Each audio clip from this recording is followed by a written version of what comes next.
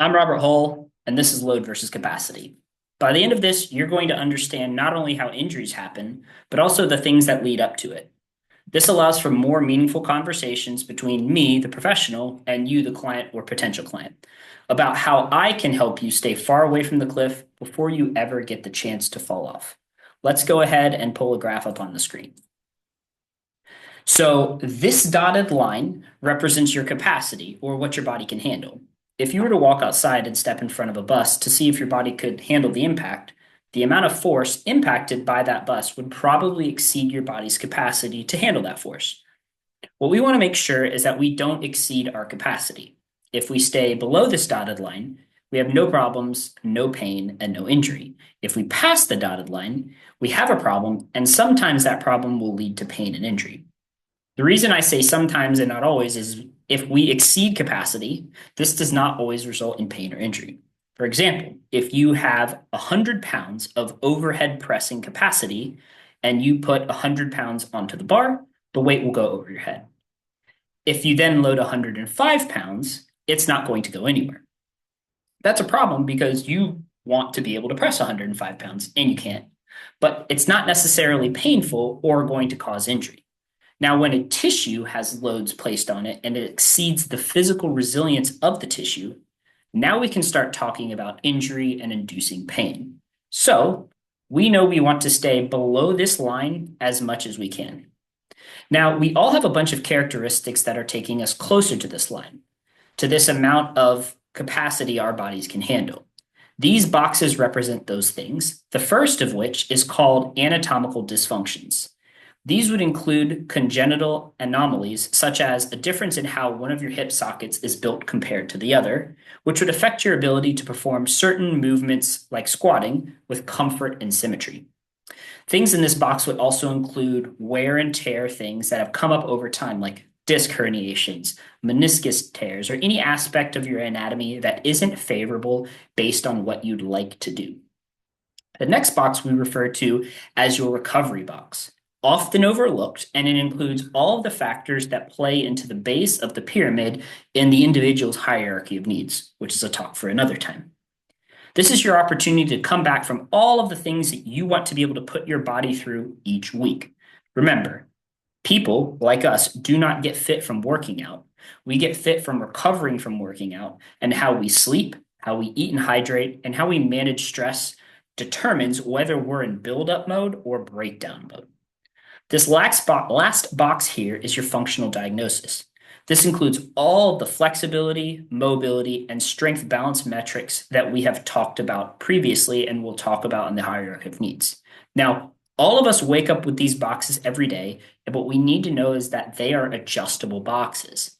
Not only are they going to look different from person to person, but they are also going to be malleable from day to day. A 55-year-old dad of three who commutes an hour and a half each way to his desk job, living off of coffee, energy drinks, and fast food, is going to have a very different set of boxes from a 26-year-old woman who sleeps 8 hours a night, keeps track of her hydration and nutrition, has a 20-minute morning and evening mindful meditation session, and works for herself with the ability to do as she wishes with her schedule. Now, let's talk about what happens to this graph throughout the day. We wake up in the morning and we have some things to do around the house.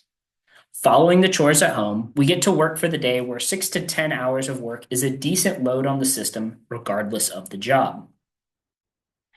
Then we get out for work and go for a walk, and everything feels great on that walk. Because we're starting to feel good, we add in climbing up and down some stairs next. We start to feel a little off with our lower back, nothing to complain or write home about, but not feeling optimal for sure. As you can see at this point, we're bumping right up against our capacity line now. Next, we get home, we get on the floor to play with the dog or the kids, and that play, mixed with getting up and down, takes us over that line. Then, when we bend over to untie our shoes, our back lights right up. We don't want to pick up our kid or bend over to pet our dog, let alone untie our shoe. Later, we're uncertain if we're going to be able to sit up tomorrow morning or if we'll have to roll out of bed. Now, too often, everybody, myself included, thinks about injury as the last thing, the last rep we did. This is a straw that broke the camel's back situation. And if we only think about the last rep where we felt pain, then we're not going to be able to understand the bigger picture of what is too much to recover from and what's not. So, where do we go from here? We have all of these things in our day that we have to do, and we have all of these things that we want to do. The easy route to take would be to just remove one of those boxes at the very top of the stack. The one that might sound like the problem when you're speaking with your significant other or a doctor not trained in exercise science. You've likely had this encounter before. You've probably had at least one friend or maybe yourself that's been told to stop doing the things that sent you over the line, like getting on the floor and playing, to take the easy route and just quit doing the things you want to do. But that's not what we're here for. That's not the life we're here to help you gain the capacity to live either. The other option is to work at shrinking the boxes, at lessening the load on the system through improving its components rather than removing things altogether. What would that look like? Well, the anatomical dysfunctions are a fixed box. We don't have a time machine, it's broken. We're not going to fix congenital anomalies or remove the screws from someone's ankle that need to be there. However, we can work on the aspects of recovery. With the proper tools and education, we can improve sleep habits for the better and learn breathing techniques that can be used to tap into the parasympathetic nervous system and buffer stress. A professional that you work with can help you identify water and protein targets to help make sure you are nourishing your body from the inside. We can probably shrink this recovery box by about 50%. That will be a big win for the end goal.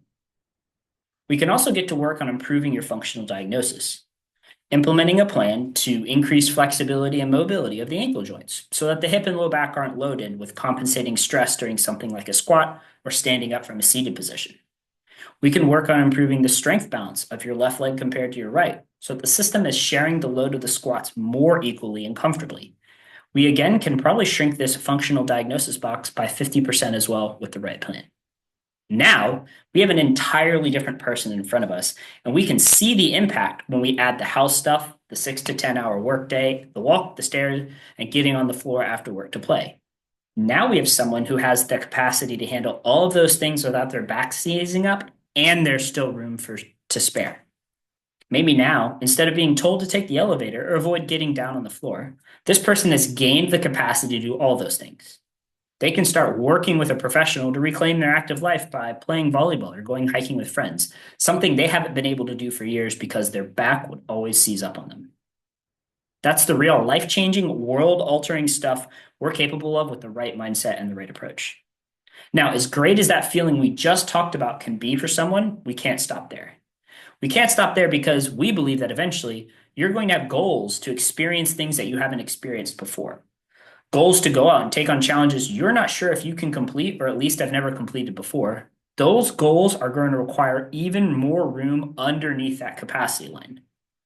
However, there's only so much that we can do to modify these boxes to shrink them, and some of the variables, as we know, can't be modified. They're fixed. So what are we going to do to help you be able to tackle that crazy peak that you decided you wanted to summit without overloading your back and having to pull out the challenge? We're going to raise your capacity line. Designing a program to work for you that will lead to increases in aerobic capacity, your strength, your endurance, whatever it is that an assessment has told me that you need. And then there is going to be even more room underneath that capacity line when you wake up in the morning. There's going to be so much more room for you to live your life. This is load versus capacity. Decrease the load and improve the capacity so there's more room for more load down the road. This is how we get people just like you to continue living the lives that they want to live.